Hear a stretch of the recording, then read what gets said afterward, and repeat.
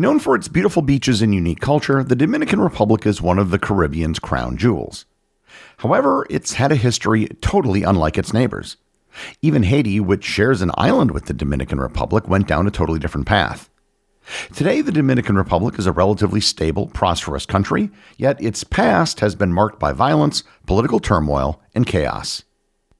Learn more about the history of the Dominican Republic and how it became the country it is today on this episode of Everything Everywhere Daily.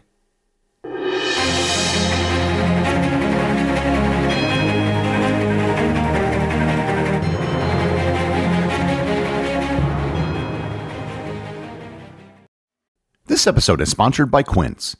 The holiday season is upon us, and that means buying gifts for friends and family. So why not get something that's top tier but affordable? That's where Quince comes in. Quince has great items like $50 Mongolian cashmere sweaters that feel like an everyday luxury and wool coats that are equal parts stylish and durable. And you'll pay a fraction of what you would from other retailers, and their prices are literally listed on the Quince website. I just got an Australian merino wool sweater that looks great and cost only half of what it would have if I had bought it somewhere else. By partnering directly with ethical factories and top artisans, Quince cuts out the middleman to deliver premium quality at half the cost of similar brands and often even bigger discounts.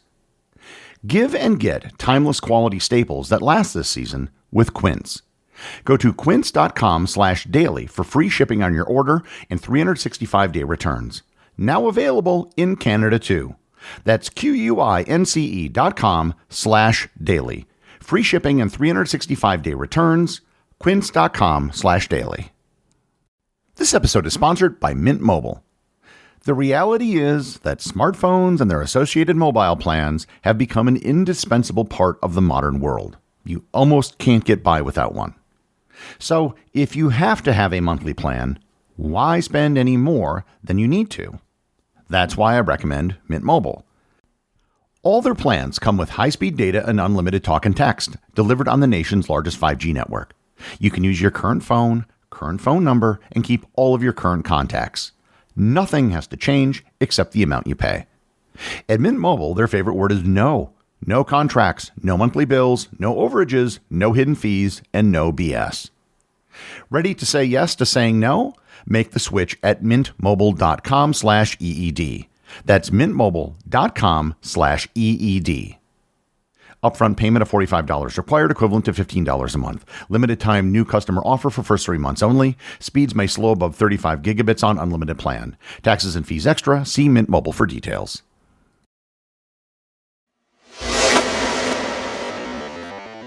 Any discussion of the Dominican Republic has to start with its geography. The Dominican Republic is located in the Caribbean on the island of Hispaniola. Hispaniola is divided into 2 sovereign states, the Dominican Republic and Haiti. The Dominican Republic covers 2/3 of the island in the east, and Haiti occupies the remaining third in the west. The Mona Passage, a 130-kilometer wide channel, is what separates the Dominican Republic from Puerto Rico. Hispaniola is part of the Greater Antilles, which includes Cuba, Puerto Rico, Jamaica, and the Cayman Islands. The Dominican Republic has a land area of approximately 48,670 square kilometers, or 18,790 square miles, making it the second largest nation in the Caribbean by area following Cuba. The nation is also the second most popular country in the region behind Haiti, with a total population of roughly 11.4 million. While the Dominican Republic is often viewed as just a beach destination, its geography is more diverse than people realize. The Dominican Republic is actually home to 4 small mountain ranges. The Cordillera Septentrional in the north, the Cordillera Central in the center of the country, and the Sierra Neva and the Sierra Barruco, both located in the south. The Cordillera Central is also known as the Dominican Alps. The range runs through the center of the island, connecting with the Haitian mountain range Massif du Nord.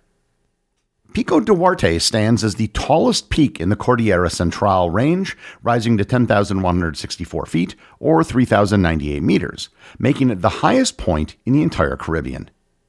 Between the north and central mountain ranges is the Cibao Valley. The valley contains most of the nation's farmland due to its rich and fertile soil. Lake Enriquillo, located in the southwestern part of the country, is a saltwater lake. Enriquillo is the largest lake in the Caribbean and actually holds the record for being the lowest point of any island country, reaching 46 meters or 151 feet below sea level. 10 rivers on the island drain into Lake Enriquillo, with no rivers running out, making it an endocharic lake. Rainfall and evaporation determine the lake's water level, not the amount of water running out. The Dominican Republic is also comprised of approximately 50 smaller islands, some of which are relatively uninhabited, while others serve as popular tourist attractions. The climate of the Dominican Republic is predominantly tropical, with some regions transitioning to a savanna-like landscape. Due to the country's mountainous topography, the average temperature exhibits a wide variation over very short distances. Due to its location in the Caribbean, the country is at risk of hurricanes, most of which will hit the southern coast of the island. Fortunately for the island's residents, the likelihood of a direct hit is rather low, occurring roughly once every 30 years. This is because the country is blocked by Puerto Rico, providing a convenient buffer from the worst of the storm. The island's first inhabitants were from the Arawak tribes in modern Venezuela, who migrated to and settled Hispaniola around 400 BC, becoming the Taíno people. The Taíno fostered connections with other Caribbean peoples, forming their own communities and eventually settling across Hispaniola, Jamaica, eastern Cuba, the Bahamas, the Virgin Islands, and Puerto Rico. When the Spanish arrived in the region in 1492, they began chronicling the Taíno. They described their towns as well organized and dispersed, but densely populated.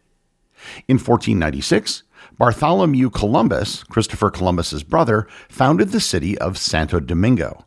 This became the first permanent European settlement in the New World. The city and the surrounding region soon developed into a plantation-based economy. The Spanish colonists and the Taíno coexisted briefly before their relationship started to sour.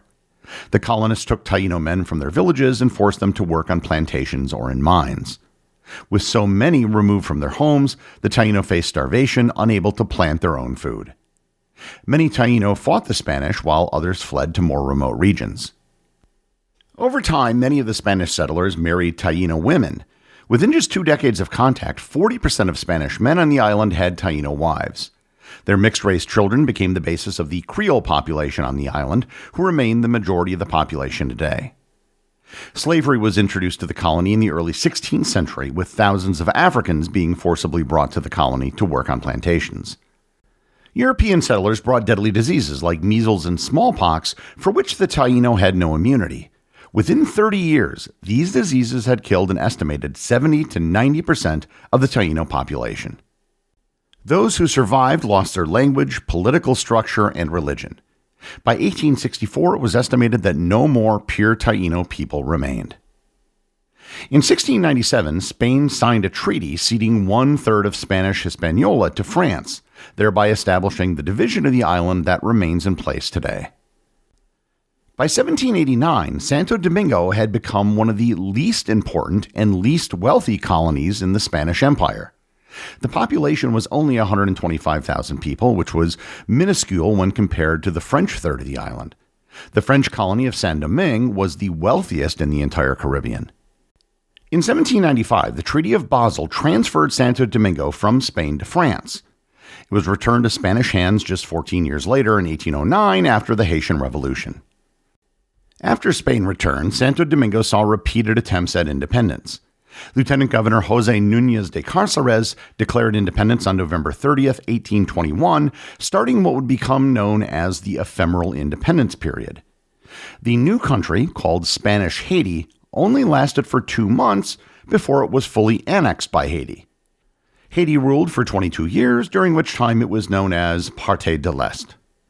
In 1838, a secret society known as La Trinitaria was founded by Juan Pablo Duarte, with the goal of achieving independence from Haiti without foreign intervention. Other independence movements were being led simultaneously by Francisco del Rosario Sanchez and Ramon Matias Mella.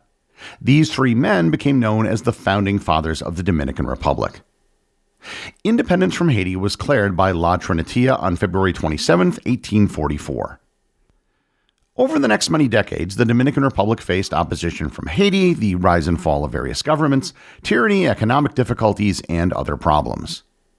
During this time, the most important political figure was Pedro Santana. For almost 2 decades, Santana exiled, imprisoned, or executed many of his political rivals. However, the political and economic struggles of the Dominican Republic during that period led Santana to ask Queen Isabella II of Spain to take the territory back. Spain annexed the territory once again and sent 30,000 troops to occupy the country. During that time, Haiti began to provide refuge and logistical aid to revolutionaries who did not want to return to Spanish rule. This began a civil war known as the War of Restoration. The War of Restoration lasted for 2 years, from 1863 to 1865, with the rebels of the Dominican Republic ultimately emerging victorious.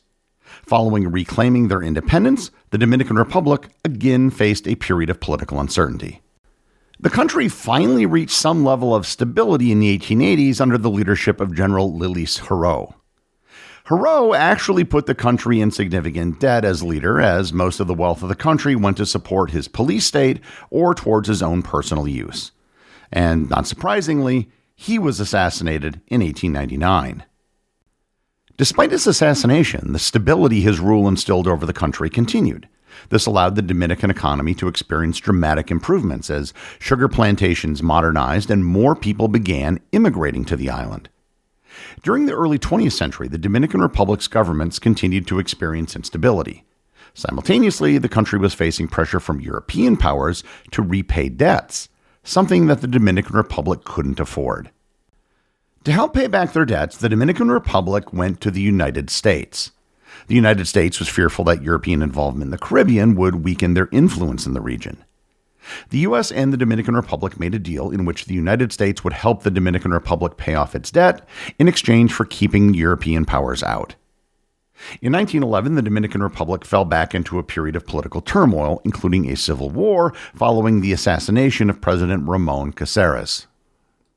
The United States then stepped in and occupied the country from 1916 to 1924. During the occupation, there was some initial conflict between the United States and the native Dominicans, but peace was eventually established, with many of the laws and institutions established during the occupation remaining in place afterwards. Additionally, the United States helped create hundreds of schools in the Dominican Republic, which never existed before. In 1930, the Dominican Republic faced another threat when a military coup led by General Rafael Trujillo took control of the government. Trujillo took power and established himself as a dictator in the classic Latin American sense. Initial resistance to his rule was quickly squashed. The Trujillo era was characterized by iron-fisted authoritarian rule. Nonetheless, some improvements were made under his leadership. Under Trujillo, transportation, healthcare, and education underwent significant improvements. Additionally, the administration constructed houses, created pension plans, helped establish an official border with Haiti, and cleared the country of its debts. But despite the economic improvements, the Dominican Republic saw dramatic reductions in civil rights. Those who opposed Trujillo often suffered imprisonment, torture, and murder. One of the worst cases took place in 1937, when 10,000 to 15,000 Haitians living on the border were hacked to death with machetes following the assassination of several Dominicans in New York City.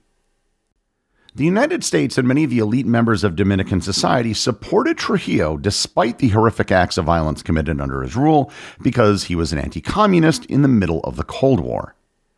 However, the United States eventually withdrew support in 1960 following his attempt to assassinate the Venezuelan president. Following the assassination attempt, the Dominican Republic faced embargoes from the United States. This caused the country's economy to plummet, making Trujillo expendable. He was assassinated in 1961. Following the assassination, Trujillo's son took over control of the Dominican Republic for the next 6 months. The dictator's brothers then also returned to the country. The U.S. then threatened the Trujillos, stating that if they decided to reestablish a dictatorship, the United States would not sit idly by. The threat, along with a few warships, led to the Trujillos fleeing the country and the lifting of the embargo. Once again, the country faced a period of political turmoil. Over the following decades, peacekeeping troops would be sent to the Dominican Republic to help maintain peace from 1965 to 1966. In 1966, the country began to stabilize again, followed by the election of Joaquin Balaguer. His period of rule was still marked by repression of civil liberties and human rights, but it didn't attract international intervention. Balaguer ruled for 12 years before being dismissed from office, and he would later be reelected. Jumping forward to 1996, a new political party, the Dominican Liberation Party, or PWL, won the presidential election. Following their victory, the party remained the dominant force in the Dominican Republic until 2020, when the Modern Revolutionary Party was elected. Today, the Dominican Republic has the fastest growing economy in all of Latin America. By size, it's the largest economy in the Caribbean. By income, it's classified as an upper middle income country with a GDP per capita of nearly $10,900 in 2024. The history of the Dominican Republic has been unlike that of any of its neighbors in the region. They were a colony, became independent, and then they were colonized again, became independent, and were colonized again. They suffered dictators and occupations by the United States. But after decades of ups and downs, with a lot of downs, they have managed to become one of the fastest growing and largest economies in the entire Caribbean. The executive producer of Everything Everywhere Daily is Charles Daniel. The associate producers are Austin Oetken and Cameron Kieffer. Research and writing for this episode was provided by Olivia Ash. My big thanks go to everyone who supports the show over on Patreon. Your support helps make this podcast possible. And I also want to remind everyone about the community groups on Facebook and Discord. This is where everything happens that's outside of the show. As always, if you leave a review on any major podcast app or in the above community groups, you too can have it read on the show.